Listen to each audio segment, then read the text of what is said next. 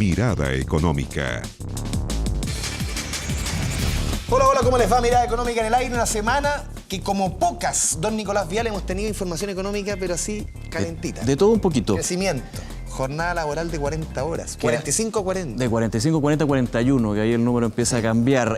Inflación, guerra comercial, devaluación del yuan, cobre, dólar arriba, de todo un poco. Malabarismo con tanto tema. Sí, pero lo vamos a tratar todo el día de hoy. Vamos a partir, eso sí, con un tema que tiene poco que ver con esto, pero algo tiene relación con, por ejemplo, el endeudamiento de los chilenos. Esta semana el gobierno presentó un proyecto de portabilidad financiera. ¿Se acuerda de la portabilidad numérica que ayuda a que muchos de nosotros nos pudiéramos cambiar de compañía celular por diversas razones? Era mucho más fácil. Esto es lo mismo, pero con los créditos. Vemos la nota. Mauricio lo tiene claro, sabe lo que debe. Tenemos crédito consumo, crédito automotriz, casas comerciales. Préstamos que le permitieron salir de apuros y tener un poco más de comodidades. El problema es que ahora las cuotas se le vinieron encima. Lo tenéis que asumir y asumirlo diario. No es que el fin de semana o el fin de mes o quincena, es todos los días. ¿Cómo lográis llegar a fin de mes que le pasa a todos? Porque vivís pendiente de eso, ¿cómo llegáis a fin de mes? En Chile, más de 2,5 millones de hogares tienen un crédito de consumo. 1 millón compró su casa con un hipotecario y 200.000 familias registran un crédito automotriz vigente. Para todos ellos, el gobierno anunció el proyecto de ley de portabilidad financiera. Al igual como puede cambiar de compañía telefónica, ahora podrá irse a otro banco con todos sus créditos. Con este sistema simple, rápido, puedan mejorar las condiciones de sus créditos, bajar las tasas de interés, tener un alivio a través de menores cuotas y, por lo tanto, mejorar su calidad de vida. La idea es reducir a la mitad el tiempo y costos de traspasos. Podrá solicitar un certificado de liquidación con el detalle de sus créditos y llevarlos a otro banco. Todos los trámites se harán entre instituciones. Sí, bien, pues así debe ser, rápido. Creo que una forma más de transparentar que uno es dueño de elegir es de estar donde quiere, ¿no? Entonces, si existe una ley para eso sería fantástico. Muy bien, pues extraordinario, porque permite una mayor competitividad entre los bancos en realidad. A mayor competencia, mejor servicio para los clientes al final del día. Y quizás lo más esperado, muchos quieren conseguir mejores tasas de interés en sus créditos hipotecarios. Hoy en día es un muy buen momento para refinanciar, particularmente los créditos hipotecarios. Y en ese caso, cuando una persona ha financiado su crédito con tasas cercanas al 4%, hoy día sin duda que es muy probable que consiga tasas menores. El proyecto de ley de portabilidad eliminará la comisión por prepago, no hará necesaria una nueva tasación ni hipoteca y reducirá a la mitad el costo de inscripción en el conservador de bienes raíces. Va a permitir que personas que, por ejemplo, tomaron un crédito 5 años atrás, un crédito típico de unos 2.000 UF, puedan tener un ahorro, dado las tasas de interés actual, equivalente a 11 millones de pesos. Un ahorro importante a la hora de pagar el dividendo. El proyecto de portabilidad financiera será discutido en el Congreso, donde el gobierno espera una rápida aprobación. Hay entonces portabilidad financiera y vamos con los temas que estábamos comentando al inicio. Hay muchísimo que hablar, por eso de inmediato presentamos a nuestro invitado, el ex subsecretario de Hacienda, economista y profesor de la Facultad de Economía y Negocios de la Universidad de Chile, don Alejandro Mico. Alejandro, bienvenido, gusto tenerte acá. Muchas gracias y gracias por la invitación. Alejandro, a ver, esta discusión que hemos tenido los últimos días, que uno cree que se va a instalar por un buen rato, la jornada laboral, discusión, ejemplo hay para todos lados, que cuando se rebajó la jornada del 2005, que trajo buenos dividendos para la economía, otros dicen que malos dividendos, ahora todos sacan sus cálculos. ¿Cómo ves tú, primero que todo, ya en lo macro, en la discusión que se está dando? A ver, primero partir diciendo que todos quisiéramos trabajar menos y ganar más. Eso es como punto de base. Entonces no es de extrañarse que tenga tanta popularidad la idea, pero la verdad es que las cosas no siempre cuadran. Entonces, en este punto de acá, yo creo que hoy día sería bastante más prudente respecto al tema de la jornada laboral. Creo que el país está pasando por un tema de una productividad relativamente baja, estamos pasando por una situación externa bastante compleja y creo que si es que uno quiere avanzar en tema de una jornada laboral más corta, hay que hacerlo con algunas cosas que nos ayuden a mejorar la productividad. Porque si no, lo que nos va a pasar al final del día es que podemos bajar de 45 a 40 horas, pero la verdad que nos va a bajar el sueldo. O sea, a ver si al final del día uno no puede recibir más. Bajarlo de una vez puede provocar...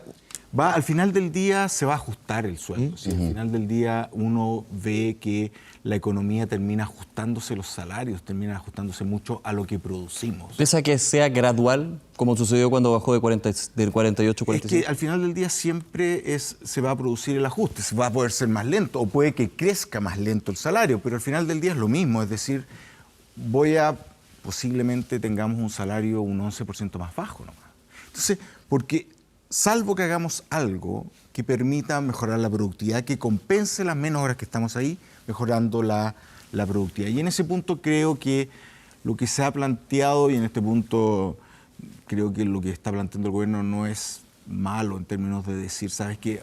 Podemos bajar las horas, pero demos por otro lado algo que permita mejorar la productividad. ¿Te hace sentido lo de la flexibilidad, la adaptabilidad de este proyecto? Me hace más sentido en términos de decir, ¿sabes qué? Si podemos avanzar, mejorando el ajuste de cómo el trabajador y el trabajo se ajustan bien, hacen un buen, lo que se llama en inglés, un buen match, eso mejora la productividad y ahí uno podría pensar, ajustemos en términos de horas. Yo también entiendo a la población que una jornada de 45 horas más el transporte público, que son sus buenas horas más, se vuelve pesado, pero aquí no hay que engañarse. Si uno baja directamente y no hace nada de 45 a 40 horas, lo más probable es que los salarios bajen en una proporción parecida. Alejandro, pero ¿hace sentido la adaptabilidad o flexibilidad, como tú bien dices, cuando es voluntario? Porque por ahora el proyecto del gobierno es de corte voluntario y negociación entre un trabajador y el empleador, no los sindicatos. Muchos dicen...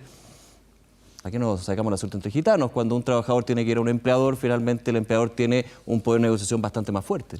Yo creo que eso uno lo puede ir viendo. Creo que si uno puede, escuchando, es más fácil tener buenas negociaciones colectivas cuando lo que uno discute no es quitarse, no es de suma cero. Cuando yo discuto los salarios, generalmente es un juego de suma cero. Si yo subo 100 pesos mis salarios, el empresario pierde 100 pesos en términos de rentabilidad. No gana los dos. No ganan los dos. Indirectamente podría, pero eso es un proceso que... Muy largo. En este caso de acá sí uno puede pensar que son juegos que no son de suma cero. Por ejemplo, temas de jornadas, mucha gente puede decir, tratemos de estar 4 días o 4 días y medio solamente y aprovecho de irme el viernes a las 12, a la 1 cuando no hay taco todavía y gano mucho más en tiempo. Pero todas las pegas lo pueden hacer. ¿Qué tipo de pegas? Uno dice, existe la minería, existen algunos rubros, pero... No en todas se puede hacer, pero en varias se puede hacer. Pero debería ser quizás un proyecto de adaptabilidad, perdón Alejandro, que sea de ciertos sectores, porque al final aplicar tabla rasa en algunos trabajos es difícil, imposible. Realmente, pero mi punto es lo que tú estabas planteando. Yo creo que aquí el tema es si podemos hacer algo donde uno pueda sentar en la mesa con igual poder de negociación. Y ahí puede ser, nosotros en el gobierno pasado dijimos, que hagamos pactos de adaptabilidad, pero que se firme entre una organización de trabajadores con el empresario. Eso te fomenta la organización sindical, por un lado, porque hay una guinda para organizarse, y para el empresario también, de alguna forma, va a tener una organización sindical que no solamente va a estar peleando por el salario, sino que igual va a poder estar diciendo, ¿sabes qué? Hagamos este cambio de jornadas que te conviene a ti, me conviene a mí, y puede ser una ganancia. Que sea en ese caso, que sea voluntario, con dos poderes sobre la mesa del mismo poder de negociación, creo que es lo que hay que ir haciendo, y para allá hay que ir avanzando, creo yo. Se nos viene, recuérdense, una revolución tecnológica muy, muy fuerte. Se nos viene unos nuevos tipos de trabajo, que esta discusión que hoy no conocemos. Que quizás va a ser un poco ridícula. Si hoy día, por ejemplo... Muy básica, ante esto. Ante esto. Yo estaba pensando cuando hoy día alguien va a hacer un negocio, tiene un negocio y quiere hacer algo de marketing, los logos y todo, va a la internet, va a una plataforma, pide ofertas de quiero hacer un logo de tal forma, le contesta a alguien, un pakistaní, y te hace la oferta. Y uno empieza ya, hay muchos servicios que se están ya transando spot. Pero, Alejandro, dentro del proyecto que ha presentado el gobierno, lo dijo en Twitter el presidente de la República, Sebastián Piñera, este proyecto de adaptabilidad, flexibilización laboral, en conjunto con la rebaja a 41 horas que propone el gobierno, dice el presidente Piñera, a la larga puede generar 350.000 puestos de trabajo nuevos. ¿Te hace sentido ese número? A ver, es... siempre complicada la cifra mágica. Siempre es complicado, un poco no sabría decirte. A ver, mucha gente decía que en Francia iban a aumentar los trabajos porque se acortaba la jornada de trabajo, por lo tanto, para hacer la misma pega había que tener contratadas 2 personas. No ocurrió. No siempre pasa así. Ahora, si uno cree que esto mejora la productividad, puede ser que se generen más empleo. Pero mira, más ¿Pero allá, casarse con una cifra? Yo creo, creo que es un poco... es difícil. Yo no me aventuraría a tirar ninguna cifra. Es muy difícil de ver. Esto es un equilibrio económico macro donde se ven 1000 cosas. Sí. Decir que esto va a generar esa cantidad de empleo no sabría decirte. No creo, no tengo la capacidad y no creo que exista estudio alguno que permita ser tan cierto con la cifra. Sí, perdón. No, lo que sí creo que hay cosas que uno empieza a ver que hay una situación de que tenemos un código laboral que se hizo pensando en otro tiempo, en un tiempo donde la gente que estaba formalizada era gente que era más del sector industrial. Hoy día servicios gana mucha fuerza a nivel mundial y en Chile también. Son otras áreas donde la forma de organizarse tiende a ser un poco distinto. Y yo creo que nos va a pegar muy fuerte temas como servicios como Uber Eats. Son cosas que tenemos que entrar a discutir, pero la regulación ahí tiene que ser una regulación completamente distinta a la que tenemos para manufactura. Ahí no hay jornadas casi. ¿Cuál es la jornada de alguien en Uber Eats? Es complejo. O sea, hoy día el trabajador de ese tipo de plataformas no es un trabajador formal, claro, de partida. O sea, es un trabajador boletea, no tiene casi prácticamente ninguna relación formal con la empresa. Un socio, un socio, una forma elegante de decirlo. Sí. Pero eso es lo que digo, hay que tener cuidado porque esto nos genera problemas de corto y largo plazo. Los problemas de corto plazo es temas de salud de la gente, cuál es cierto nivel de normas, cuánto peso pueden llevar, algo tan básico como eso en la espalda. Cosas básicas, pero también hay que pensar un poco cómo vamos a hacer que esa persona cotice. Estamos haciendo un hoyo financiero para el país hacia el futuro también. Entonces hay un tema que tenemos que abordar ya, pero hay que abordarlo de una forma pensando de que esto no va a ser una organización normal, no es una empresa donde yo voy en la mañana, llego, marco tarjeta, hay una comunidad más fuerte. Aquí la gente es un trabajo que es bastante spot, que la gente entra, sale, mucha interacción entre los mismos trabajadores de Uber no creo que haya. Alejandro, y este análisis y conversación justamente sobre el tema laboral se puede ver entrampado con la situación económica, con la coyuntura, porque la coyuntura siempre te va marcando el paso hacia dónde va y muchas veces dejando de lado otras discusiones. Esta semana, como decían de al principio, marcada por datos económicos. Principalmente lo que tuvimos fue la libreta de notas. El semestre crecimos 1,7%. Sí. O sea, ya esto de llegar a 3%, muchos dicen... muy complejo. Muy complejo, por no decir... Muy complejo, casi imposible. Ahora, sí, creo que hoy día estamos en una situación donde tenemos que empezar a hablar un poco más de crecimiento pero hablar de crecimiento y poner el capital político que cada uno de los partidos y el gobierno tiene en eso. Creo que hoy día el gobierno no tiene mucho capital político, la oposición tampoco tiene tanto. Por lo tanto... Oposición dividida. Dividida, pero en temas de fragmentada y con poca credibilidad con la ciudadanía en general, todos los partidos. Sí. Y ese capital político que es escaso, yo lo pondría en cuáles son los temas que podemos avanzar hoy día en forma más rápida y que pueden ser importantes.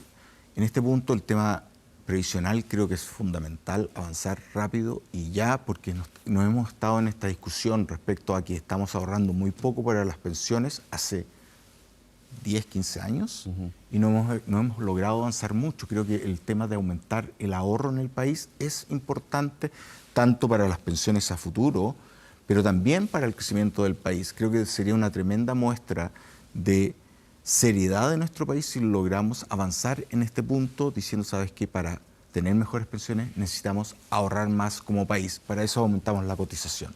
Vamos a ir perdón Alejandro, a la primera pausa que es mirada económica, Nico, pero antes vamos a ir con una nota que habla un poco de lo que comentaba Alejandro, los cambios en nuestra economía, los cambios en el trabajo, los cambios en el consumo. 8 de cada 10 chilenos hoy día compró por lo menos en el comercio electrónico los últimos 6 meses. 8 de cada 10, sobre todo en segmentos, por ejemplo, que antes prácticamente ni compraban por internet, adultos mayores. La nota es de Jaime Quesada. Los chilenos estamos haciendo cada vez más clic en pagar. De todo, desde electrónica hasta muebles. En Alibaba, en Ali comprado Spotify por internet, artículos de seguridad también por internet. También he comprado ropa. Es complicado la ropa porque a veces te llega una talla que no es la misma. El comercio electrónico lo está revolucionando todo. 8 de cada 10 chilenos aseguró haber comprado por internet al menos una vez en los últimos 6 meses. Vestuario y calzados, celulares y muebles entre lo más demandado. Ya no estoy comprando una vez solamente al mes. Estamos hablando que más del 60% está declarando que compra más de una vez al mes, al menos en e-commerce. Guillermo es uno de ellos. Las compras online son cada vez más frecuentes. Hay más variedad en las ofertas por internet que en las propias tiendas. Entonces eso es positivo, mejores precios también. Los teléfonos móviles ganan terreno como los dispositivos más usados para comprar y los adultos mayores de 55 años se suman con cada vez más fuerza al fenómeno. A través de estas plataformas lo que terminamos haciendo es que todos los chilenos puedan acceder a las mejores condiciones al momento de comprar y eso hace que los más beneficiados muy probablemente sean los que antes tenían más dificultades para llegar a los mejores precios. Explosión de ventas online que aún no destrona a los centros comerciales en preferencias de compra. En muchos casos el cliente lo que intenta en la experiencia online es poder informarse un poco más del producto, pero finalmente termina tomando la decisión en el minuto que está dentro de la tienda. El 77% de las transacciones se está realizando en tiendas físicas y solo el 23% a través de una pantalla. Los malls, supermercados y tiendas de barrio siguen siendo la opción para muchos chilenos. Más que nada como el tema de probarse la ropa. Yo creo que para las mujeres es distinto. Evaluarlo yo creo de manera directa es más, entre comillas, como que entrega más confianza. Sí, igual es que te sirve más para salir, para poder también desestresarte de repente del trabajo, de las cosas de la casa. Los centros comerciales siguen siendo y lo van a seguir siendo el lugar donde se encuentran para entretenerse, para salir a comer, para comprar. Comprar por internet o en una tienda, dos formas que conviven y que para muchos tienen su futuro asegurado como complemento. Mirada económica. Mirada económica.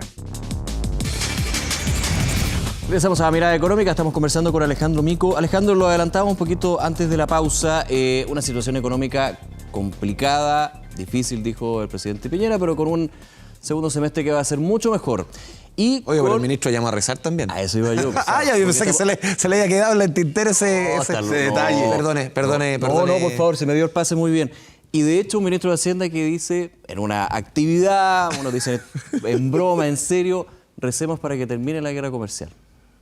Y yo recuerdo que, también tomando palabras del ministro de Hacienda, cuando comienza la guerra comercial, la mirada era otra. Esto puede ser una oportunidad. Pero ahora miraron bien a huevo la guerra comercial al principio, en buen chileno. Sí. Fue un poquito eso, como que se subdimensionó esta guerra comercial entre China y Estados Unidos y el impacto que podría tener en Chile. Yo creo que el gobierno fue un poco optimista desde un comienzo, pensar que solamente un cambio de gobierno podía ser un cambio del crecimiento del país. Creo que el país tiene temas de crecimiento que son bastante más complejos que simplemente que alguien distinto se siente en la moneda. Creo que el gobierno ha empezado a ver un poco también internamente como externamente, que otra cosa es con guitarra.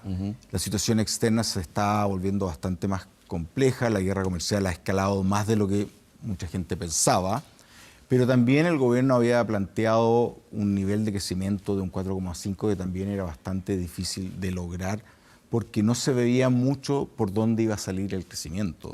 Ya no venía tan bien el sector externo, que es muy importante para el país, e internamente estamos con un tema de encontrar nuevamente un camino de desarrollo para el país. Y nos ha costado un poco, la verdad que también nos ha costado un poco encontrar cuál es el nuevo camino de desarrollo para el país. Vamos a seguir siendo un país minero y en buena hora, hay que seguir esforzándose por mantener una buena minería, pero no da solamente la minería si es que queremos seguir avanzando y volvernos un país desarrollado.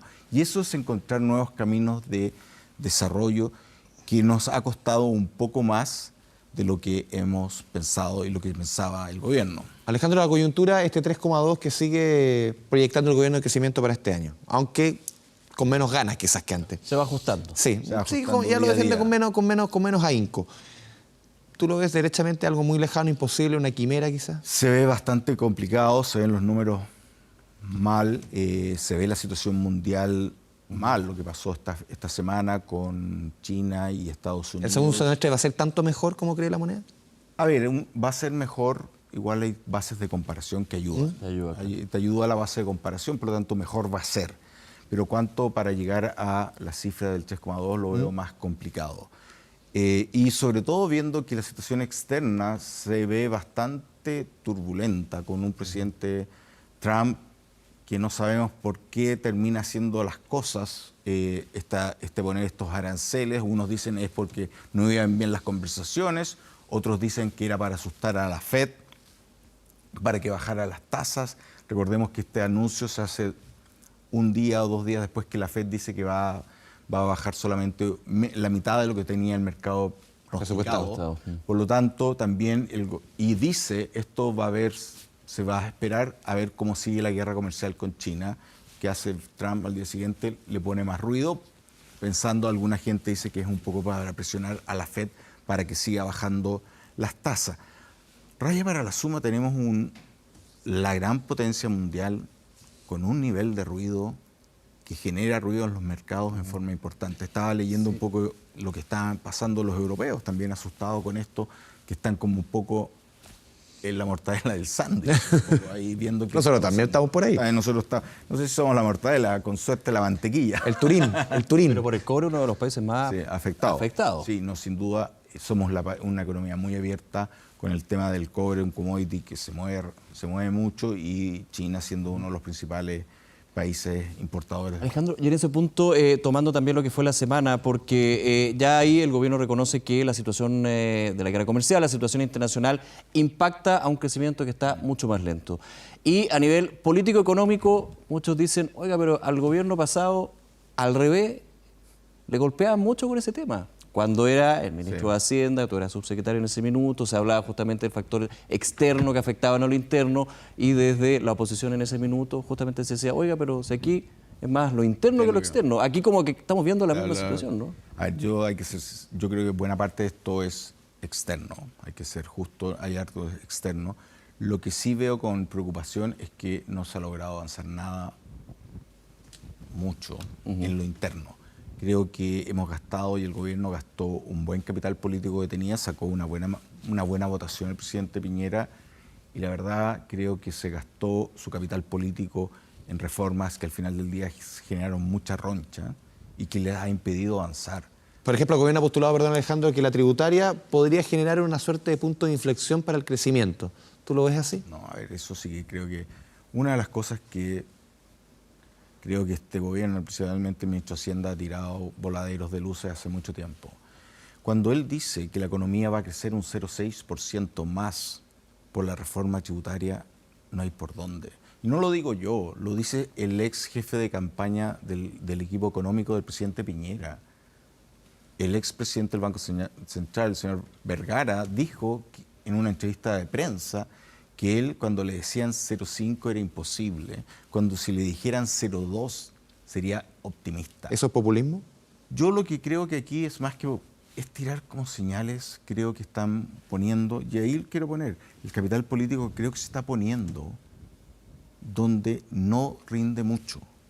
Creo que es una reforma que ha sido bastante complicada, que tiene ribetes complejos, que desde nuestra perspectiva, tal cual como está todavía, es regresiva, no tiene mucho impacto en el crecimiento, suena muy ideológica, y hay otras reformas. Pero también la anterior la criticaron por ser muy ideológica, hay que ser justo. No, es lo que te quiero decir yo, pero hay un punto muy distinto. Nosotros, cuando echamos una reforma que tuvo muchos problemas, en el Senado nos impusimos como gobierno el tema, saquemos esta reforma con un acuerdo global. Se hizo un acuerdo global en el Senado sin ser necesario. Pudiendo haber pasado la tabla rasa como teníamos los votos, pero sí entendíamos que se estaba crispando el ambiente de tal forma que no era bueno para el país. Que tampoco era bueno para el país llegar a un acuerdo que se ganara con un voto, con 2 votos, porque a los 4 años íbamos a estar discutiendo de nuevo una reforma tributaria. Pero eso pasó. Esto pasó. El gobierno, yo por eso no entendí y creí, y lo dije desde un comienzo, lo prudente hubiese sido esperar. Se dijo, la reforma tributaria no está recaudando nada. Vimos la última operación renta creciendo el 16%. Si uno ve los datos desde el 2014 hasta ahora, la recaudación ha subido un 43%. Pero dice el gobierno que se recaudó más por crecimiento que por reforma. Por eso cuando yo veo la comparación del 2014 a la fecha, la recaudación va a crecer como un 43% por ahí. El PIB del país va a crecer del orden de un 12%. No hay por dónde. Si no puede ser crecimiento, o me van a decir que hay una elasticidad, recaudación tributaria, crecimiento de un 3%, imposible. La reforma ha tenido, hay cosas que mejorar y tiene problemas. Yo nunca he dicho que no tiene, pero sí lo que creo que lo prudente hubiese sido esperar para verlo. Entramos en esta discusión, ya estamos. El otro es ya pasado. Lo que sí creo es que pasar esta reforma con un voto no es bueno para el país. Esto va a ser de nuevo tema de campaña si seguimos. Puede ser un tema muy, muy peligroso. Alejandro Mico, muchas gracias por tu presencia aquí en Mirada Económica, Canal 24 Horas. Como siempre, quedas nuevamente invitado porque... Muchas gracias. Un gusto tenerte. Gracias, Alejandro, que esté muy bien. Placer estar acá. Don Andrés, ¿ustedes? Don Nicolás, ¿usted despide el programa? Pues? Vamos, pues. Muchísimas gracias a ustedes, como siempre. Mirada Económica, @Mirada Económica, para conversar con nosotros, ver los temas que les interesa que pongamos aquí en la mesa. Y por supuesto, la invitación a que sigan compartiendo con nosotros en Canal 24 Horas. Que estén muy bien. Chao.